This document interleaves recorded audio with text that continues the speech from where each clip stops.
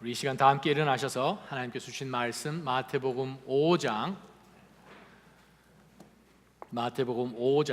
하나님 주신 말씀 받도록 하겠습니다. 33절에서부터 37절까지 말씀입니다. 또 옛사람들에게 시작. 또 옛사람들에게 내가 한 명세를 어기지 말고 주께 한 맹세는 꼭 지켜야 한다는 말도 너희가 들었다. 그러나 나는 너희에게 말한다. 아예 맹세를 하지 말라. 하늘을 두고 맹세하지 말라. 하늘은 하나님의 보좌이기 때문이다. 땅을 두고도 하지 말라. 땅은 하나님의 발판이기 때문이다.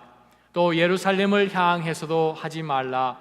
예루살렘은 위대한 왕의 도시이기 때문이다. 내 머리를 두고 맹세하지 말라. 너는 머리카락 하나라도 희거나 검게 할 수 없기 때문이다. 너희는 그저 이해할 것은 이해하고 아니요 할 것은 아니요만 하라. 그 이상의 말은 악한 것에서 비롯된 것이다. 아멘. 하나님의 말씀 받기 전에 우리가 한번 기도했으면 좋겠습니다. 하나님, 성령의 감동을 통하여서 저희들 가운데 주신 하나님의 말씀입니다. 하나님, 이 말씀을 저희가 다시 한번 저희의 삶 가운데 하나님의 주시는 율례로 기억을 하고 우리 삶 가운데 이것을 잘 붙들어서 정말 이 땅 가운데 하나님이 기뻐 보시는 바로 그 의를 갖고 사는 천국 백성으로 하면 어떻게 살면 되겠습니까? 도와주십시오. 우리 한번 기도하며 하나님 앞에 나아갑니다. 기도하겠습니다.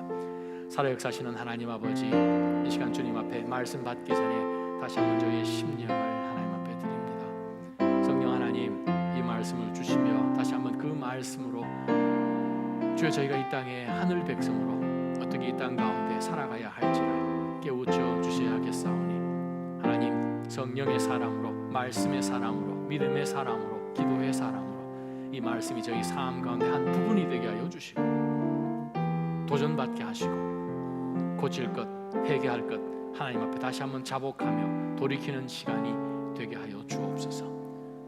살아서 역사하시는 하나님 아버지, 불꽃 같은 눈으로 저희의 심령을 뚫어보시는 하나님, 그 누구도 감출 수 없고 숨을 수 없는 그 하나님 앞에, 이 말씀 앞에 예리한 그 어떤 좌우의 날선 검보다도 예리하여 우리의 영과 혼과 마음과 골수와 모든 사상들까지도 다 쪼개시는 하나님 앞에 섰사오니 하나님의 형상으로 저희를 더 닮아가게 말씀으로 역사하여 주옵소서.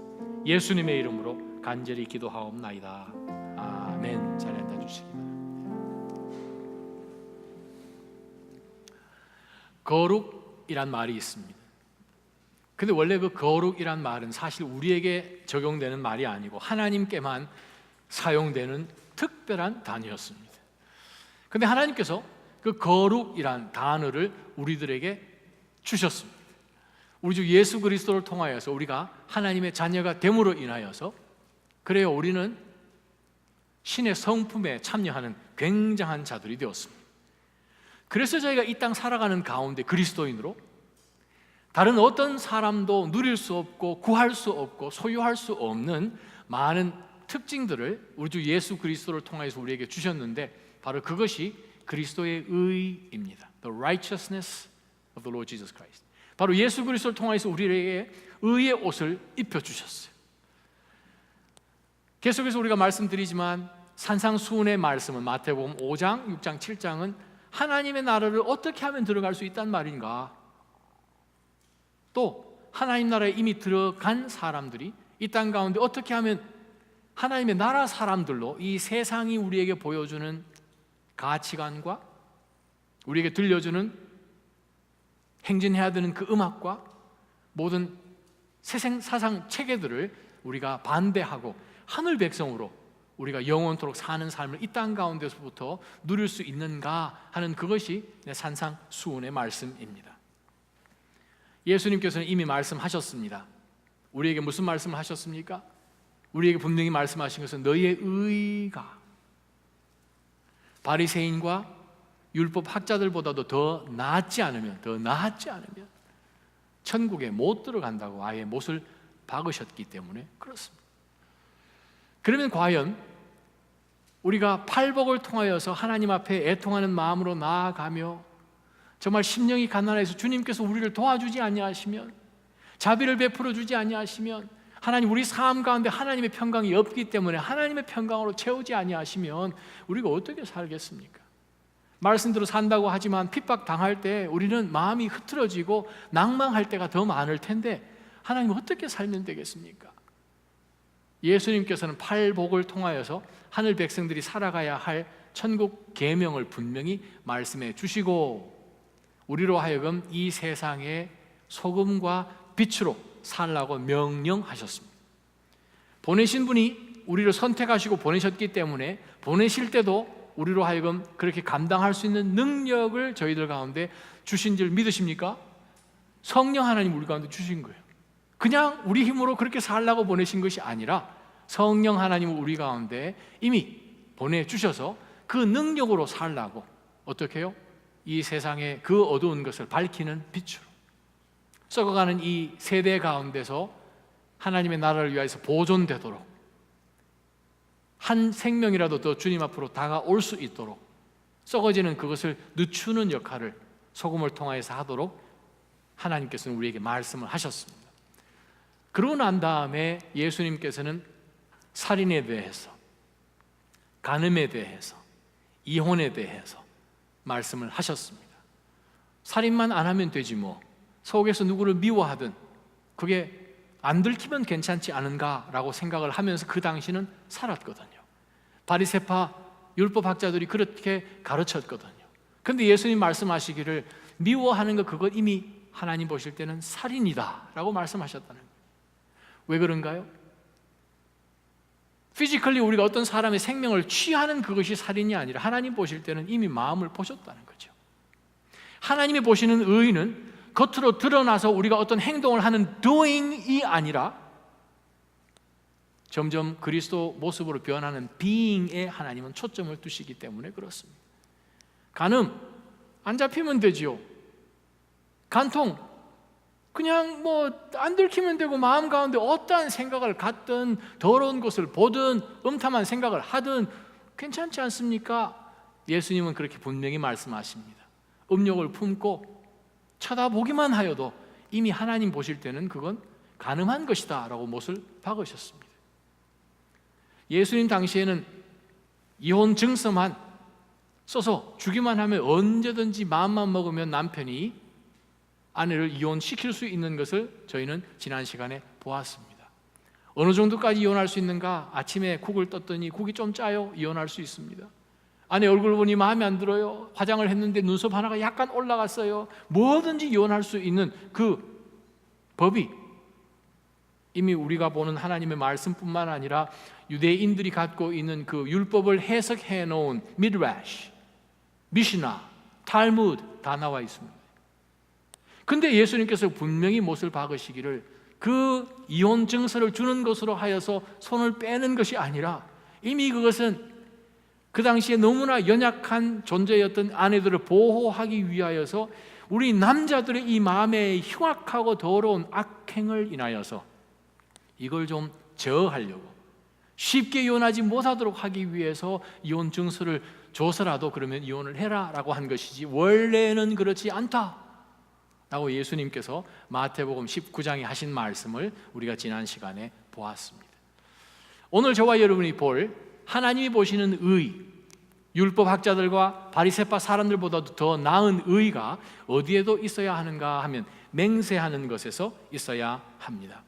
오늘 우리가 본문의 말씀을 사실 이해를 하려면 오늘 짧은 본문 가지고 다 이해가 불가능합니다. 사실은. 그래서 제가 여러분을 어디로 초대를 하는가 하면 마태복음 23장으로 여러분을 초대합니다. 마태복음 23장 16절부터 22절까지 말씀을 읽고 난 다음에 오늘 본문으로 돌아가서 하나님의 말씀을 보도록 하겠습니다. 16절부터 함께 읽습니다. 너희에게 시작. 너희에게 화가 있을 것이다. 앞을 못 보는 인도자들아, 너희는 누구든지 성전을 두고 맹세한 것은 지키지 않아도 되지만 성전에 금을 두고 맹세한 것은 반드시 지켜야 한다라고 말한다. 이 어리석고 앞을 못 보는 사람들아, 무엇이 더 중요하냐? 금이냐? 아니면 금을 거룩하게 하는 성전이냐? 너희는 또 누구든지 제단을 두고 맹세한 것은 지키지 않아도 되지만 제단에 있는 제물을 두고 맹세한 것은 반드시 지켜야 한다고 말한다. 앞을 못 보는 이 사람들아, 무엇이 더 중요하냐? 제물이냐 아니면 제물을 거룩하게 하는 제단이냐? 그러므로 제단을 두고 맹세하는 사람은 제단과 제단 위에 있는 모든 것을 두고 맹세하는 것이다. 또 성전을 두고 맹세하는 사람은 성전과 성전 안에 사시는 분을 두고 맹세하는 것이다. 또 하늘을 두고 맹세하는 사람은 하나님의 보좌와 그 보좌 위에 앉으신 분을 두고 맹세하는 것이다. 아멘. 바로 그것이 오늘 우리가 방금 읽었던 본문의 배경입니다. 왜 사람들이 맹세를 할까요? 우리도 살면서 맹세 한두 번 안 해본 사람 없을 거예요. 내 맹세한다. 뭘 맹세할래? 내 이름을 걸고 맹세. 그거 말고 좀 더 손에 장을 지지 뭐 이런 얘기까지 하잖아요. 그 당시 예수님 당시에는 랍비들이 어디까지 맹세를 하는가 하면 내 수염을 걸고 맹세하는데 그런 것도 있었어요. 랍비가 수염 없으면 집에 나올 수 없으니까 내가 그럼 몇 주 동안 내가 집에서 그냥 처박혀서 못 나오더라는 한이 있더라도 내가 수염을 걸고 맹세를. 왜 맹세를 할까요? 얼마나 우리 속에 속이고 속았으면 그냥 얘기해서는 못 듣겠다라는 거죠. 맹세한다는 것은 자기가 정말 포기할 수 없는, 자기보다도 훨씬 권위가 있는 어떤 물질이나 물건이나 사람에 의거해서 내가 우리 아버지의 이름을 걸고 우리의 가문의 명예를 걸고 이렇게 이제 우리가 맹세를 하죠. 맹세를 하다 못해서 이제 나중에는 성전, 제물 이런 것까지 지금 하게 됐다는 거죠. 법정에 가면 목사이기 때문에 법정에 간 경우가 여러 번 있었는데 예전에 한번 뉴저지에서 어떤 한 형제가 예전에 있었던 어떤 일로 좀 어려운 일이 한번 있어서 제가 증인으로 한번 간 적이 있었습니다. 그래서 가서 여러 이 카운셀러들 앞에, 판사 앞에 이야기를 하는 가운데서 저의 증언을 듣기 위해서 이제 참고인으로 저를 부탁을 했는데 가니까 뭘 시킵니까? 손 들라는 거죠. 손 들고 You tell the truth, nothing but the truth, whole truth. So help me God. 그거 이제 하라고 그러죠. 그러면 이제 손 들고 해야 돼요. 우리 삶 가운데서 사실 맹세라는 것은 참 많이 있습니다. 왜 그럴까요? 속고 살아서 그런 거고 우리 마음 가운데 이 사람을 못 믿겠다 하는 것이 있고 또 맹세를 했지만 이것을 쉽게 좀 생각을 하는 가운데서 좀 더 굉장한 것으로 맹세하기를 원해서 이 맹세라는 것이 우리 삶 가운데 들어온 것이지요. 사실은 우리가 제일 첫 번째 우리가 기억해야 될 하나님의 영적 교훈이 있습니다. 왜 하나님께서 맹세하는 것을 이렇게 성경 가운데 나오도록 하셨을까? 우리의 죄성 때문이에요. 너무 우리가 죄 가운데 빈말을 잘하고 했던 말을 번복하고 거짓말을 하고 하다 보니까 정말 우리에게 분명하게 절대 그것을 약속하고 꼭 지키도록 하기 위해서 사실은 하나님께서 맹세하는 것을 우리에게 허용해 주셨습니다. 그런데 사실 우리가 살고 있는 이 시대 가운데서 우리 그리스도인들이 잘하지 못하는 것들이 좀 있는 것 중에 하나가 이 맹세하는 거예요. 요즘 우리 시대를 살아가 보면서 한국에서 기독교의 지난 120년 정도의 기독교 역사를 들여다보면서 일제시대를 지나고 또 6.25를 지나는 이 시점 가운데서 한 1950년대까지는 일반 세상의 사람들이 그리스도인들을 볼 때 와, 역시 크리스찬들은 다르다. 그게 우리들을 향한 평가였습니다. 어떻게 저렇게 생각을 할 수 있나? 일제시대 때 얼마나 많은 그리스도인들이 핍박당하면서 상해 임시정부며 또 대한민국 수립할 때에 정말 거기 발기인들로 인하여 그들이 정말 얼마나 극소수의 그리스도인들이지만 우리 한국의 근대사를 볼 때에 그들이 기여한 것은 참 굉장했어요. 그래서 이야기합니다. 정말 그리스도인들은 달라. 60년대, 70년대를 지납니다. 그리스도인들도 이제 실종하는 그런 내용들을 들으니 에이, 그 사람 크리스찬이래. 아니야, 크리스찬이 그럴 리가 없을 거야 라고 사람들이 의심을 했다는 거예요. 왜? 지금까지 크리스찬이 그렇게 하는 것을 본 적이 없는데 그런 일이 일어나니까 아니겠지 라고 했는데 진짜인 거예요. 80년대, 90년대를 지나갑니다. 그때는 그리스도인들을 향하여, 교회를 향하여 사회가 어떻게 평가합니까? 똑같네 뭐. 그놈이나 이놈이나 똑같아. 그죠? 똑같다는 거예요. 요즘 한국은 어떻습니까? 더하다라는 거죠. 크리스찬이 더해. 참 우리가 이 시대 가운데서 우리 말과 행동, 언행, 하나님이 보시는 그 거룩한 의, 율법 학자들과 바리새파 사람들의 언행은 굉장히 절제되어 있고, 지금도 여러분이 예루살렘에 가보시면 그들이 걷는 보폭부터 시작하여서 옷 입는 것이며 옷의 어떠한 필요액의 몇 %며 그것까지 계산해서 옷을 입는, 정말 조심해서 사는 그 사람들보다 우리의 의의가 낫지 않으면 천국 들어올 생각하지 말라고 예수님이 말씀하셨다는.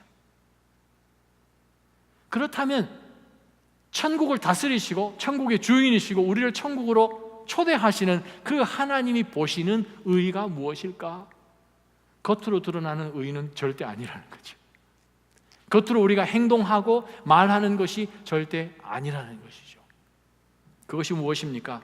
하나님께서 우리 가운데 주신 이 메시지를 받고 그 메시지 가운데서 우리가 정말 했던 그 말을 마음 가운데 새겨서 지키고 신실한 사람으로 말과 행동 가운데서 책임을 지는 것을 하나님은 보기를 원하십니다. 우리 33들 한번 보십시다. 그들이 그때까지 예수님의 시대에 지난 수백 년 동안, 정확하게 한 1400년 동안 내려온 모세의 율법을 그들이, 종교 지도자들이 해석을 해서 무엇을 가르쳤는가 하면 이렇게 가르쳤어요. 너희는 지금까지 옛 선조들로부터 네가 한 맹세를 어기지 마라, 주께 한 맹세는 꼭 지켜야 한다라는 말을 너희가 들었지. 그거 가지고 천국 못 간다는 거예요. 자, 여기서 우리가 한번 기억해야 될 것은 있습니다. 우리말 성경에 맹세란 두 단어가 있죠. 근데 헬라 원어에는 전혀 다른 두 단어입니다. 에피오케오라는 단어가 제일 첫 단어예요. 제일 첫 단어는 무슨 말인가 하면은 거짓 증언하다, perjury라는 표현이 있죠. 우리 법원에 가가지고 허위 증언하는 것, 위증이죠. 위증을 하지 말라라는 단어입니다. 두 번째 단어는 홀코스라는 그 말은 inbound 혹은 bind together라는 뜻이에요. 전혀 다른 단어예요.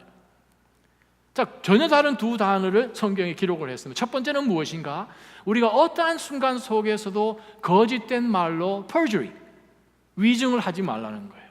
거짓된 것을 우리 입 밖에도 내지 말라는 말 너희가 지금까지 해왔다.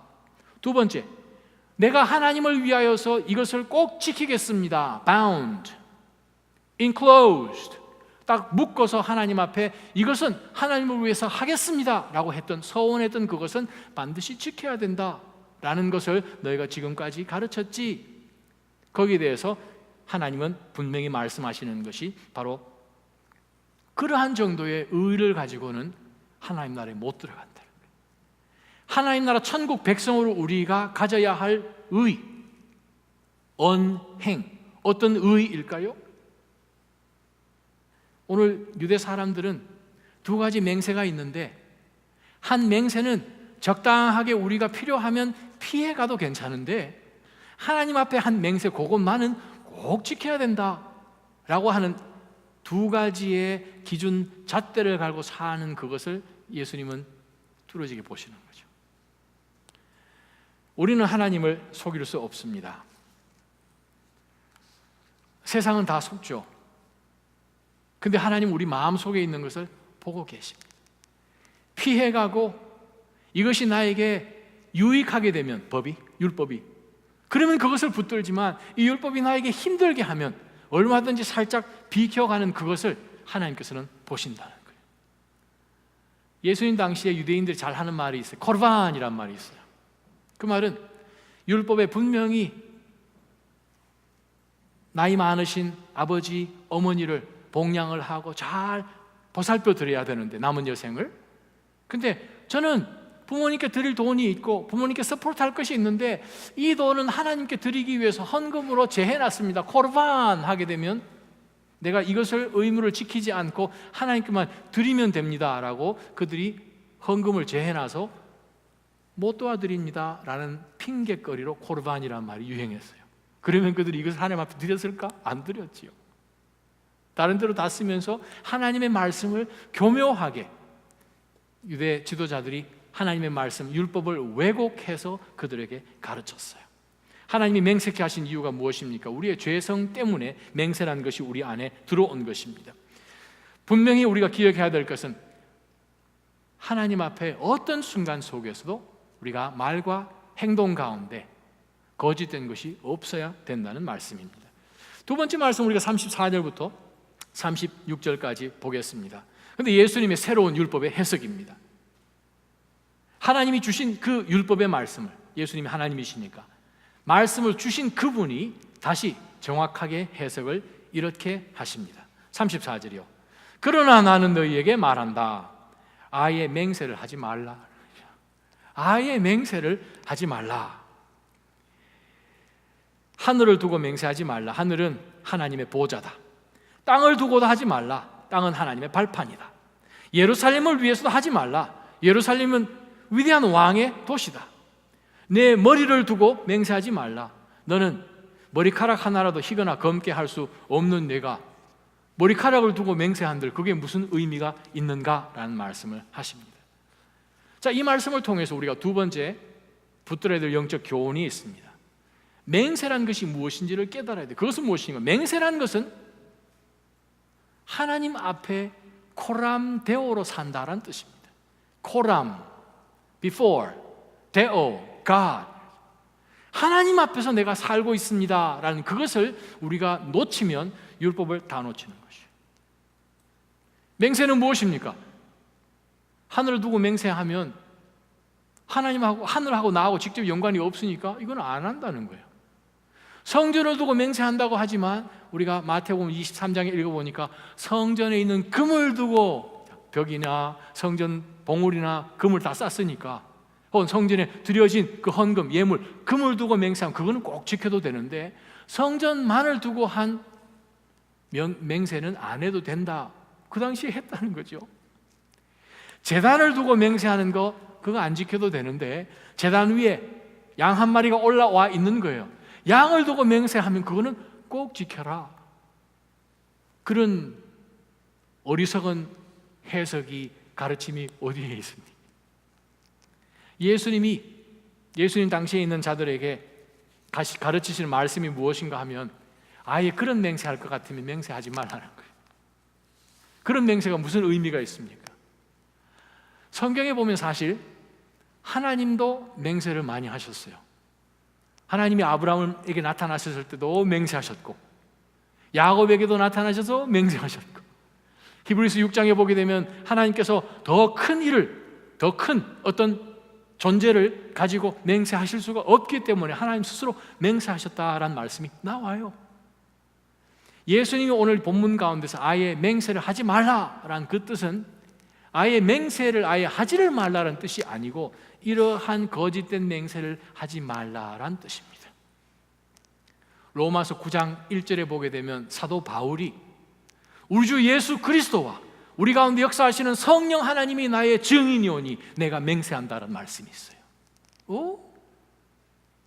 하나님도 맹세하시고 아브라함도 자기 아들 이삭 아내를 찾기 위해서 그 나이 많은 종 엘리에셀을 그 먼 자기 고향으로 보낼 때 너 손을 내 엉덩이 밑에 넣어서 맹세해라.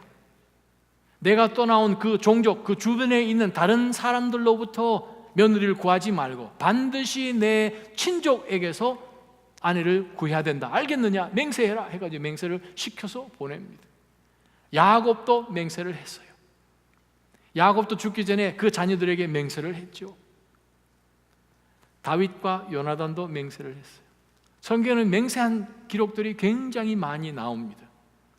맹세 자체가 잘못된 것이 아니라 거짓된 맹세를 하나님께서 하지 말라고 하신 것이요. 하늘에는 하나님 안 계십니까? 땅에는 하나님이 안 계십니까? 또 예루살렘에는 거물만 덩그러니 있습니까? 거기 안에 하나님 계시거든요. 우리 안에는 하나님 안 계시나요? 온 우주 가운데 하나님이 창조하신 모든 것 안에는 하나님이 계십니다. 아멘? 하나님이 지으신 거예요. 근데 하나님과 직접적으로 연관이 되어 있지만 않으면 얼마든지 맹세하고 깨버리고 하는 그러한 맹세, 하나님은 말씀하십니다. 하지 말라는 거예요. 율법의 본질이 무엇입니까? 하나님 우리에게 율법을 주신 이유가 무엇입니까? 그냥 속 사람이 어떻게 됐든 속에는 이런 것이 있어도 그냥 겉으로 나가서 안식일 날 제물 드리고 예배 드리기만 하면 하나님의 백성이나요? 그럼 하나님은 블라인드이시게요? 우리도 사람도 느끼는데요, 하나님은 모르실까요? 바로 그것을 하나님께서 말씀을 하시면서 마태복음 23장에 우리가 읽었던 본문에서 예수님이 비웃으신 거예요. 아니 어떻게 성전에 있는 금을 두고 맹세하면 그건 반드시 지켜야 되는데 성전을 두고 맹세하는 그것은 안 지켜도 된다고 어떻게 그렇게 가르칠 수 있냐라는 거예요. 성전의 금이 성전에 있기 때문에 성전의 금이 된 거거든요. 하나님 앞에 드려진 sanctified 된 골드가 된 거거든요. 근데 금을 거룩해 한 성전이 크냐? 성전에 드려진 금이 크냐? 세상은 무엇이 크다고 합니까? 눈에 보여지는 물질이 크다고 생각을 하는 거죠. 제사물을 올려서 제단 위에 올려진 그 제물이 제단보다 큰 거예요. 예루살렘에서 예배드리는 그 예배를 받으시는 하나님보다 예루살렘이 큰 거예요. 예수님이 말씀, 어떻게 그렇게 말도 안 되는 것으로 하나님 앞에서 신앙생활을 하느냐라는 거죠. 우리가 다시 한번 기억할 것은 무엇입니까? 신앙의 본질은 우리가 어느 순간 속에 어떤 행동 가운데 어떤 말을 하더라도 그것이 하나님 앞에서 하는 것이다. 믿음의 성도는 정말 행동과 말에 책임을 지는 그러한 사람으로 살아야 이 어두운 세상 가운데서 거짓으로 그들이 속임을 당하고 하는 사회 가운데서 하나님의 의를 보여준다고 예수님은 말씀하십니다. 우리가 보통 컨트랙 할 때 여러분 뭘 보셔야 되죠? 어디 새로운 무슨 계약을 하든지 예를 들면 핸드폰 하나를 개통을 해도 여러분이 사인하시잖아요. 뭘 보셔야 돼요? 종이 밑에 이렇게 있는 여러분 가지고 다니시는 돋보기 껴서는 절대로 안 보이는 아주 작은 글씨, 바로 그러한 것에 우리가 참 조심해서 봐야 된다라는 그러한 이야기 우리 미국 살면서 많이 합니다. Fine prints, 잘 읽어라 그렇게 얘기를 하죠. 믿음의 성도들은 어떻게 살아야 합니까? 코람데오의 삶을 살아야 됩니다. 세 번째 말씀을 보겠습니다. 예수님께서 아예 그러한 엉터리 같은 맹세는 하지도 마라 라고 말씀을 하시면서 믿음의 사람들로 이 땅 가운데 하늘 백성으로 어떻게 삶 가운데 행동과 말 가운데서 의를 드러내는 속에서부터 변화를 일으키는 사람으로 살아갈 수 있는지를 37절에 아름답게 요약을 해주십니다. 37절, 너희는 그저 예할 것은 예하고 아니요 할 것은 아니요만 해라. 그 이상의 말은 악한 것에서 비롯된 것이다. 한경지 목사님은 예전에 그런 말씀을 하셨어요. 사람이 마음이 양심이 있는데 그 양심이 종류가 여러 가지가 있다는 거예요. 어떤 양심이 있는가? 연약한 유약한 양심이 있어요. 그래서 좀 큰 소리로 치든가 옆에 막 이러한 사람이 와서 막 이야기하면 그런가 하고 그냥 휩쓸려 버리는 그러한 이 연약한, 아주 그냥 잘 놀라는 양심이 있죠. 그러한 양심, 왔다 갔다 하는 그러한 양심이에요. 두 번째 양심은 오염된 양심이 있대요. 어떤 오염된 양심인가? 자기가 생각하는 이것이 무조건 옳다고 생각을 하고 열심으로 나가는 양심이에요. 잘못된 가르침, 그릇된 인포메이션을 가지고 있으니 본인이 그것만 옳다고 생각해서 열심으로 신실하게는 나아가는데 그것이 틀린 의죠. 누가 그러한 양심을 가졌나요? 사울이 그런 양심을 가졌죠. 예수님을 핍박했던, 나중엔 사도가 되었지만 바로 바울 사도, 바로 그 사울이 예수님을 만나기 전까지는 자기는 떳떳하고 생각했고 자랑했습니다. 제사장들로부터 체포영장 받아서 열심으로 남들 잘 하지 않는 그곳 말을 타고 그 멀리 다메섹까지 올라가서 그리스도인들을 잡아다가 예루살렘으로 끌고 와서 체포해서 죽이고 하는 그것, 자기는 그것이 정당한 줄 알았고요. 그것이 정의인 줄 알았고요, 그것만 옳은 줄 알았고 온 힘을 다해서 열심히 했습니다. 오염이 됐죠. 오염이 된 거죠. 바로 그러한 양심도 있습니다. 세 번째 양심은 디모데전서 4장에 나오는 양심이죠. 화인을 받은 양심이죠. 양심의 화인을 받았다. 화인이라는 것은 불이 되었다는 뜻이에요. 불에 되어서 그 모든 신경이 죽어서 찬 것을 대든 따뜻한 것을 대든 못 느끼는 양심이에요. 그 양심은 어떻게 돼요?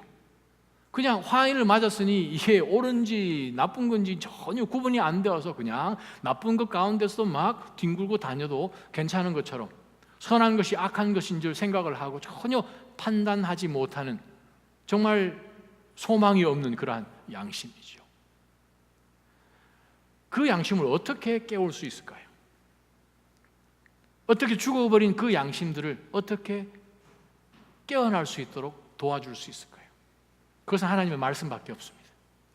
하나님의 말씀밖에 없어요. 다윗 왕이 봄이 되어서 자기의 부하들이 다 전쟁하러 나아갈 때 혼자 느긋하게 왕궁에 남아있다가 왕궁 옥상을 거닐되 이렇게 저녁에 이렇게 거느는데 저기 보니까 아름다운 한 여인이 막 목욕을 하고 있는 거예요.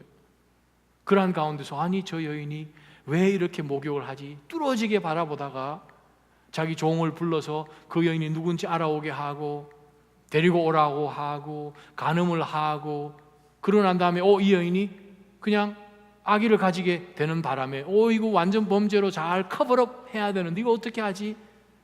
그 남편이 우리아라는 사람이라 그 사람이 암몬 전쟁하는 가운데서 최전선의 일부로 세워서 전쟁 가운데 전사하도록까지 그냥 교사를 한 거죠. 아주 그냥 교묘하게 살인을 다 꾸몄죠. 그 마음 어때요? 자기가 한 이 엄청난 것이 양심의 화인을 받았으니 깨닫지 못하는 거죠.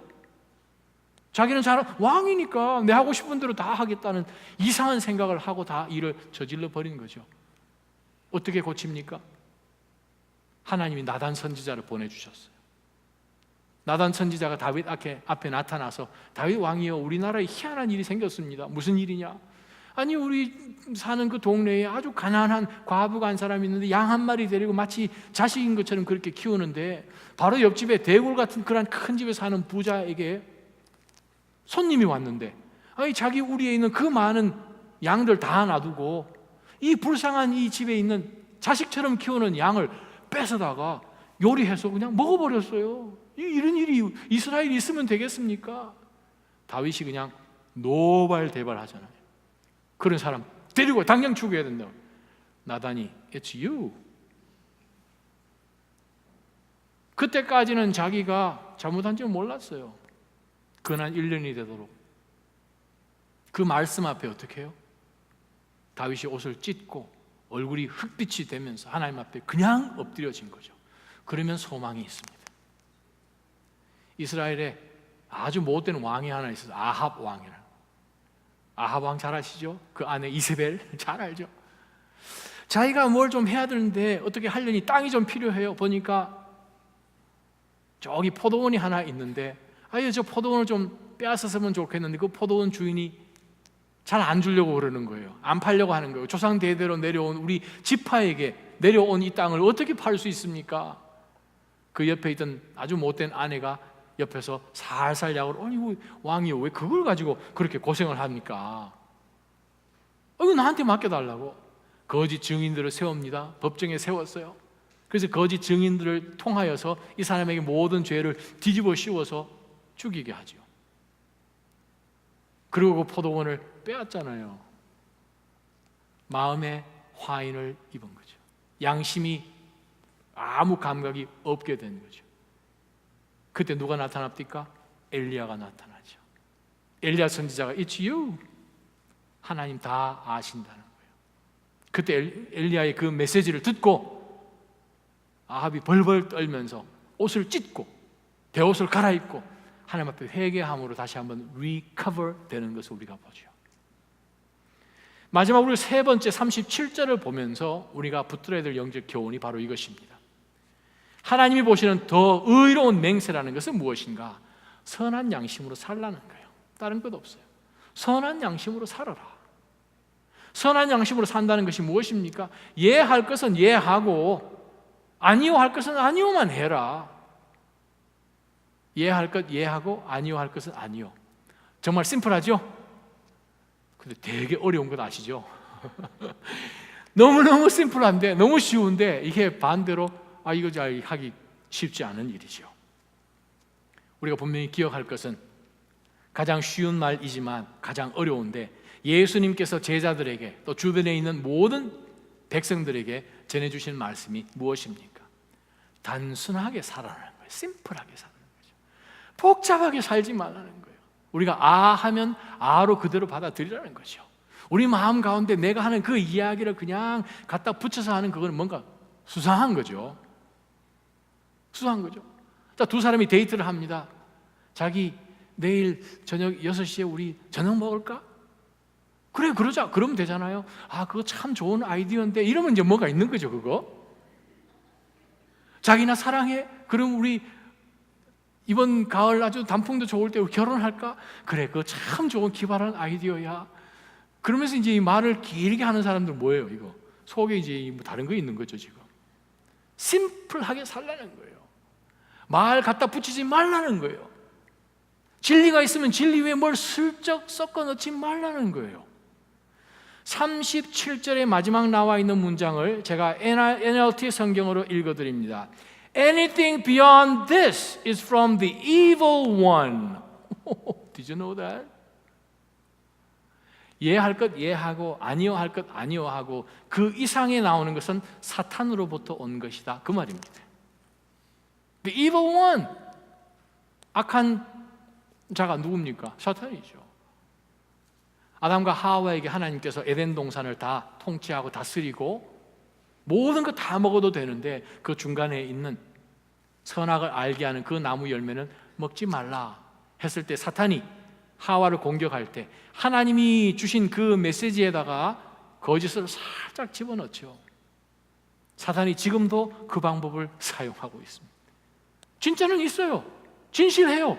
근데 거기에 뭘 섞습니까? 가짜를 슬쩍 써서 넣죠. 그러면 어떻게 해요? 마음이 약한 자, 아직 신앙이 단단히 서 있지 않으면 분간 못하는 가운데서 넘어지기가 참 쉽습니다. 간편하게 사십시오. 심플하게 사십시오. 콩이야 팥이야 그거 다 그렇게 나눌 이유 없다는 거죠. 진짜가 등장을 하면 가짜는 다 도망갈 수밖에 없습니다. 우리가 기억해야 될 것은 무엇입니까? 하나님이 말씀하신 대로 그냥 살라는 거죠. no 살라는 거죠. 무슨 뜻입니까? 그냥 진실하게 살라는 거죠. 첫째는 단순하게 살아야 됩니다. 두 번째는 진실하게 살아야 합니다. 언어학에서 여러 조사를 많이 해서 사실 FBI 같은 그러한 곳에 많이 그 자료를 넘겨주고 그러죠. 그런 것 가운데서 우리가 나온 것 중에 하나가 뭐냐 하면 솔직히 말하는데 하는 그 표현을 쓰는 사람을 조심하라는 거예요. Frankly speaking, 그건 지금까지 이 사람이 어떻게 해요? frank 안 했다는 거죠. 자기를 지금 강조를 좀 하고 싶은데 좀 거짓 좀 덜 섞어서 하는 것이기 때문에 나 좀 이해하라 하는 그러한 의미로 조심하라는 거죠. 목사님, 선한 목적을 위해서 하는 거짓말은 white lie? 그거 괜찮은 거죠? 하나님이 보실 때는 white lie도 엄청 새까마거든요. partial lie, 그것도 다 거짓이라는 거죠. have truth, 그것도 거짓이라는 거죠. 하나님 말씀하십니다. 예할 것 예하고 아니요 할 것 아니요 하라는 거죠. 시편 119편입니다. 성실한 하나님의 성도들은 거짓을 미워한다고 분명히 말씀하십니다. 잠언 6장 16절입니다. 하나님은 거짓말하는 혀를 미워하신다고 말씀하십니다. 잠언 12장 22절입니다. 거짓말하는 입술을 하나님께서는 미워하신다고 말씀하십니다. 그래요. 우리 삶 가운데 거짓을 섞어서 기면 기고 아니면 아닌 거예요. 중간 그레이 에리어에 있도록 하는 그것은 사탄이 주는 생각입니다. 세 번째 하나님 말씀하십니다. 예할 것 예하고 아니요 할 것 아니요 하고 그것보다도 덧붙이는 것은 사탄에게서 온 것이다. 왜 덧붙이겠습니까? 그 당시 사람들이 왜 맹세를 했습니까? 자기에게 유익하는 그것을 어떻게 해서 관철시키기 위해서 맹세를 해서 이 사람에게 설득을 시켜야 되거든요.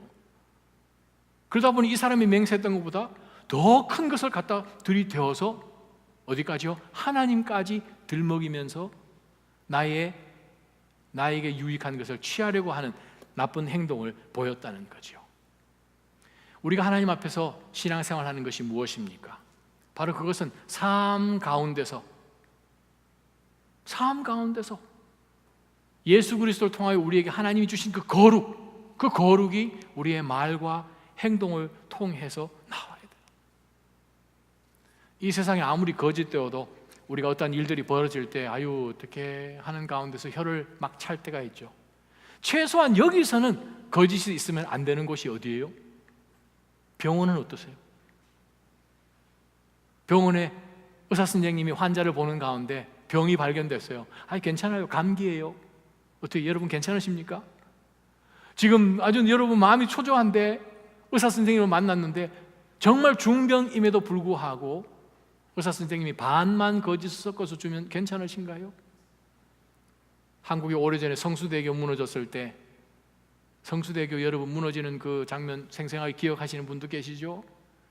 성수대교 지을 때에 사이즈 맞는 것 볼트하고 너트를 다 해야 되는데 너트 사이즈가 안 돼서 사이즈 좀 큰 거 그냥 이렇게 대게 해서 이렇게 해놓은 그것도 여러분 보셨죠?